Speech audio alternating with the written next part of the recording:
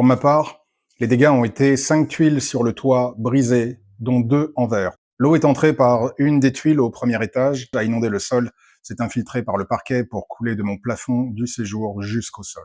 Également, mon portail a été endommagé. Ce même soir, une fois la tempête dissipée, je me suis mis en prière et remercié Dieu et le Christ. Cela pourrait surprendre. Pourquoi donc exprimer de la gratitude? Tout d'abord parce que j'ai été protégé. Je n'étais pas sur la route, à conduire par exemple. Aussi parce que Ginger, le plus proche de moi des chats que je nourris, était avec moi, donc protégé. Enfin, parce que j'étais présent en France lorsque ces dégâts ont eu lieu. Les tuiles brisées, il faut le savoir, sont sur la toiture arrière de ma maison. Dès lors, de l'extérieur, si je n'avais pas été présent, personne n'aurait pu voir que j'avais eu ces dommages, ou vraiment peut-être tardivement. Et dès lors, au gré des orages futurs, l'eau aurait continué à couler dans ma maison et à tout pourrir, à tout moisir, et les dégâts auraient été incommensurables. Toutes ces raisons, j'ai remercié Dieu et le Christ. Cette anecdote illustre, en cas pratique, une phrase que j'ai souvent dite sur ma chaîne. La vie, ce n'est pas ce qui nous arrive, mais comment nous réagissons à ce qui nous arrive.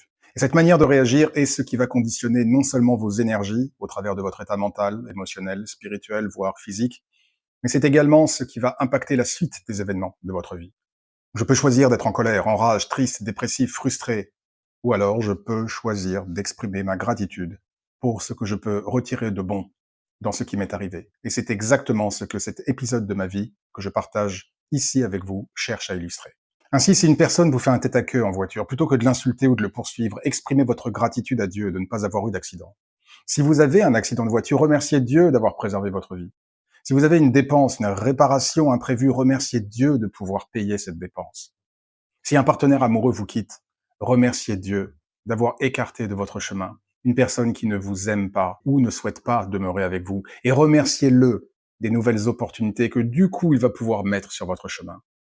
Quelle que soit la difficulté, essayez toujours de trouver une gratitude à exprimer, et ainsi vous éviterez de vous retrouver noyé par les forces du mal, de haine, de découragement, de dépression, de peur, parce que le mal n'attend que cela. Et en exprimant cette gratitude, en réagissant de la meilleure manière, c'est ainsi que vous conservez votre ligne avec Dieu, avec le Christ et avec leur messager pur, et que vous vous réservez de plus belles opportunités. Que Dieu vous bénisse.